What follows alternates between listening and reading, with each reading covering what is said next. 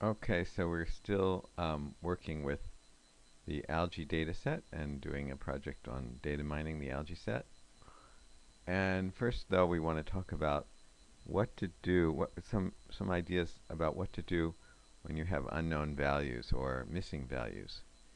And so if you have a missing value, you could just delete the whole row. So if you're missing, say, one variable, the value of one variable for a particular record, like you don't know what A1 is for the 10th record or something like that, you could just delete the entire 10th record from your data set.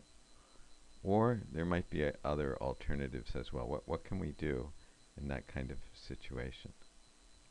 So in the data sample that we have, there were several water samples with unknown values in some of the variables. So some missing values. And of course this is the common in real-world problems, but it also might prevent you from using certain of the functions or techniques in R, so you have to deal with it first. So these are some of the alternatives that you can use when you have that situation where you have a missing value. As we said, you could just remove the cases or the rows that have any unknown values in them. Or you could fill in the unknown values by exploring the correlations between the variables. So maybe if another variable is correlated, you might, with the variable that has a missing value, maybe you can use something, some method to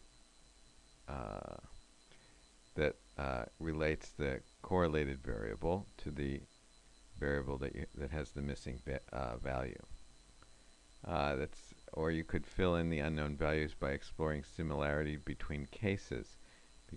Cases means between rows, so you could look for other rows that are similar to the row that you have but don't have the missing value in one particular variable, and so maybe you can just copy. So you might have row 1 that has this data, and some other row, maybe row 2, that has this data. So row 2 is missing this piece, this value here. So maybe since row 1 and this row 2, are very similar in their other values, so this has an 8, and this has an 8, this has a 3 and a 3, 3 and a 3, 2 and a 2. This is not exactly the same 6 and 7, but it's pretty close. So maybe just copy this value to here and make this 4. So that's another way. Or you could use some other methods. They say use tools that are available to handle these values. Actually, what that might mean is only restrict yourself only to methods and functions and procedures that don't mind about missing values. But that's kind of restrictive because that means that you can't use all of the tools that R has. Okay, so let's try take a look at method 1, which is just removing the cases with the unknowns. Well, that's quite simple. At least it's simple to think about, and to do it in R is not that hard either. So let's look at this statement, and we have algae on the outside. We have some square brackets here, but let's look on the inside first. So first of course we're working on the algae data set, and forget about this exclamation mark for a minute. We say complete cases, so those are all of the cases that don't have any missing values. Okay, so and maybe we should even look at what that does. Let's look at this. So when we run it, we get just an indication of whether they are complete or not. So it just gives us basically a logical vector. So that means that the first row was complete, the second row was complete, the third row was complete, the fourth row was. It's not until we get all the way down to 23, 24, 25, 26, 27. The 28th row is not complete, and so on. So this gives us a logical vector. It returns a logical vector.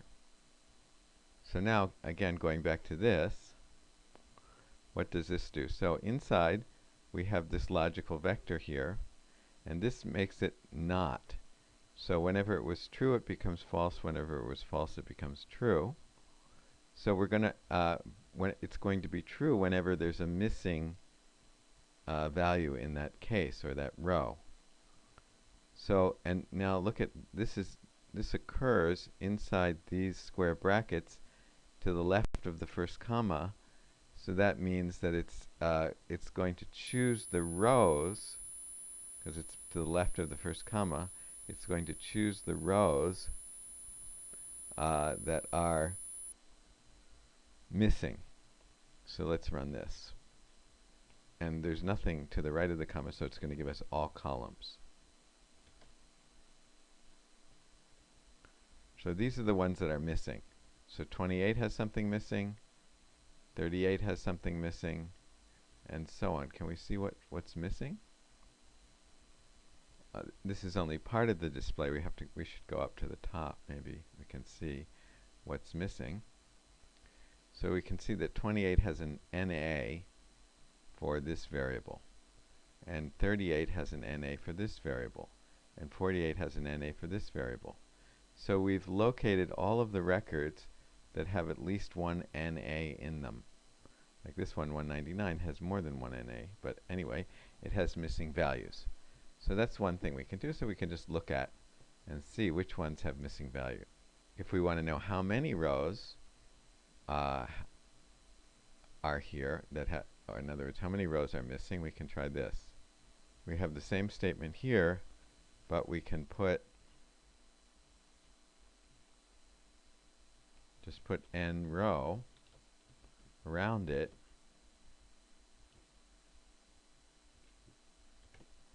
and we'll get the number of rows that are in this, and there are 16. Okay, so why don't you stop the video now and try this on your data set.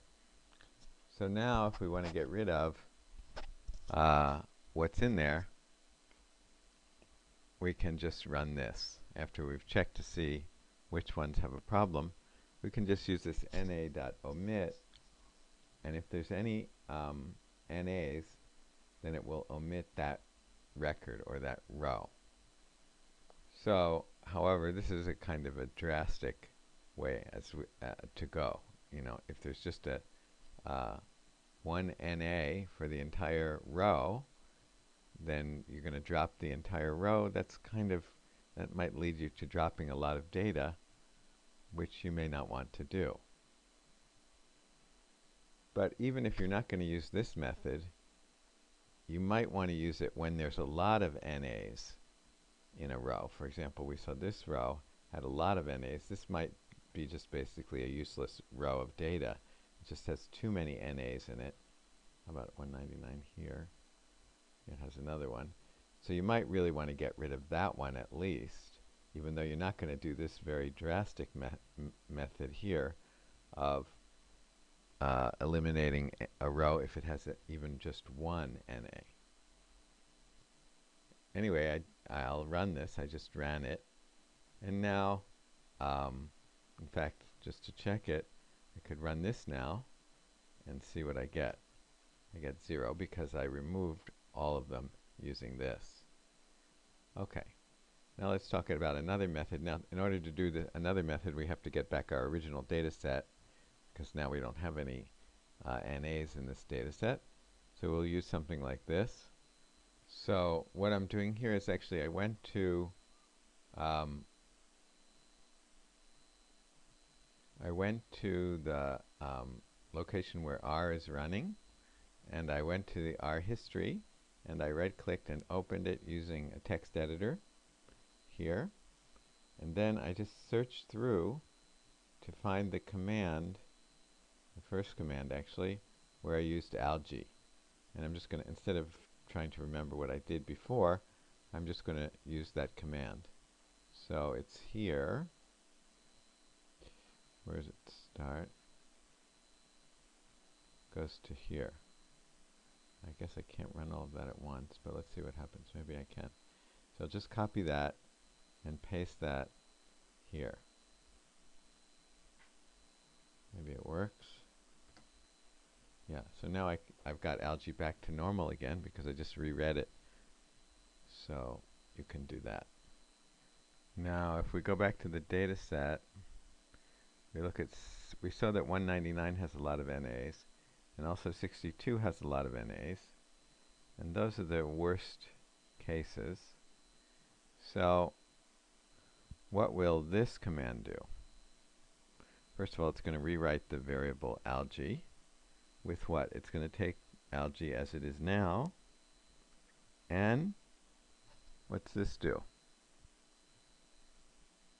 It gives me a string of everything except for these two numbers. Remember, the minus in the front means everything except for these. If you don't believe that, maybe we should check that first.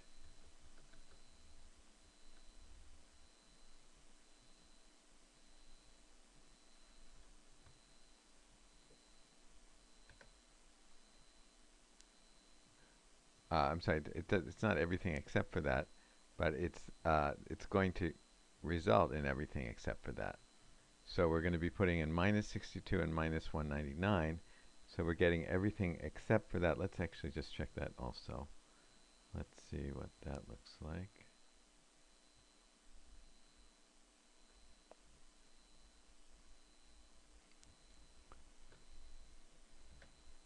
So we don't get 90, what was it?